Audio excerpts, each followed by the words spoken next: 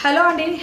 నిజంగానే మీకు wild cards entry ఇచ్చిన తర్వాత మీకేమనిపించిందో నిజంగానే కామెంట్ సెక్షన్లో కామెంట్ చేయండి. ఎందుకంటే నాకైతే వైల్డ్ కార్డ్స్లో గౌరవ్ ఆయనకి సక్రమంగా తెలుగే సరిగా రాదు. అసలు ఆయన ఇక్కడికి వచ్చి ఏం మాట్లాడతారు, ఏం మింగిల్ అవుతారు, ఏం గేమ్ అర్థం చేసుకుంటారు. ఆయనకి ప్రతి ఒక్కరు ఎవరో ఒకరు ఏదో ఒకటి ఎక్స్ప్లెయిన్ చేయాల్సిన అవసరం ఉంది. సో ఆయన్ని కాకుండా ఎవరైనా తెలుగు వచ్చిన పర్సన్ని ఉంచుంటే బెటర్ అని నా ఫీలింగ్. ఎందుకంటే ఆయన ఇప్పుడే మొత్తము తెలుగు గ్రంథం పూర్తిగా నేర్చుకుందాము అన్నంత హడావిడి అయితే చేస్తున్నాడు. అది కొంచెం వాంటెడ్గా ఆయన చేయట్లేదు. ఆయన తెలుగు ఏదో నేర్చుకోవాలనే కాన్సెప్ట్ సింపుల్ థింగ్ అండి. ఏదైనా కానీ ఒక రోజంతా కూర్చొని బుక్ చదివినంత మాత్రాన మనకు తెలుగు రాదు.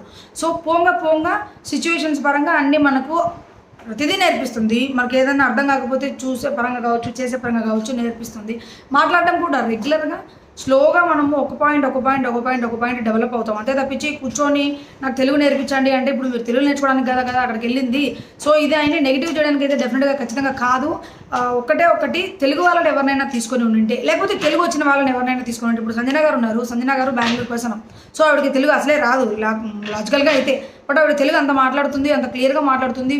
వీలైనంత వరకు హిందీ వర్డ్స్ కానీ లేకపోతే ఇంగ్లీష్ వర్డ్స్ కానీ చాలా వరకు యూజ్ చేయదు.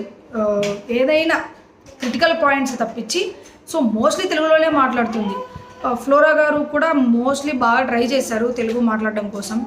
అట్లా ఇప్పుడు ఈయనకి ఫ్లోరా గారికి పూర్తిగా ఆవిడ తెలుగైనా మాట్లాడుతుంది. ఈయనకి చిన్న బేసిక్స్ ఉంటాయి కదా. సో తెలుగు బేసిక్స్, ఆ తెలుగు బేసిక్స్ కూడా తెలియదు. తెలుగు బేసిక్స్ చెప్పాలి అంటే పక్కన ఎవరెవరు కూర్చొని ఆయనకి స్పూన్ ఫీడ్ చేసినట్టు చేస్తుండాలి. సో అదైతే నాకు నిజంగా నచ్చలేదు. అది ఆయన పర్సనల్గా ఎలా ఉంటారు ఏంటి అనేది నాకు తెలియదు. ఫర్దర్గా మనము ఎపిసోడ్స్లో చూస్తే అర్థమవుద్ది. ఇంకోటి, ఎప్పుడైతే వైల్డ్ కార్డ్స్ ఎంట్రీ ఇచ్చిన తర్వాత హౌస్ అందరిలో గట్టిగా గమనించారు ఒక విషయము, యూనిటీ. ఎందుకంటే వాళ్ళు 9 మంది ఇద్దరు ఎలిమినేట్ అయిపోయారు. ఇద్దరు ఎలిమినేట్ అయిపోతే 9 మంది ఉన్నారు కదా. ఈ 9 మంది ఎంత యూనిటీగా కూర్చొని మాట్లాడుకొని, ఇప్పుడు ఒక పాత పల్లెటూర్లలో ఊరు జనం అందరూ ఒక దగ్గర కూర్చొని మాట్లాడుకుంటారు కదా, ఫ్యామిలీ పూర్తిగా. సో అట్లా అనిపించింది నాకు. ఇదే యూనిటీ ముందు కూడా ఉంటే డెఫినెట్గా వీళ్ళు మంచి గేమ్ అయితే ఆడేవాళ్ళు. యూనిటీ ఉండండి, గేమ్ ఆడండి, డెఫినెట్గా బాగుండేది. సో వీళ్ళందరి మధ్య చిచ్చు పెట్టడానికే ఫైర్ స్టోమ్స్ అనే పెద్ద ఇది తీసుకొచ్చేసారు. చూద్దాము. ఇప్పుడు సపరేట్, నాకు తెలిసి వీళ్ళు సపరేట్ యూనిటీ, వాళ్ళు సపరేట్ యూనిటీగా బిహేవ్ చేస్తారేమో నాకు అట్లా కొడుతుంది. ఎందుకంటే నిన్న నైట్ వాళ్ళందరూ కూర్చొని, మన ఓల్డ్ హౌస్ మేట్స్ అందరూ కూర్చొని డిస్కస్ చేసిన విధానం నాకు నిజంగానే అట్లనే అనిపించింది.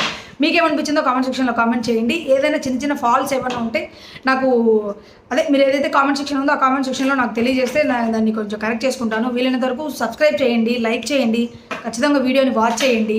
Thank you.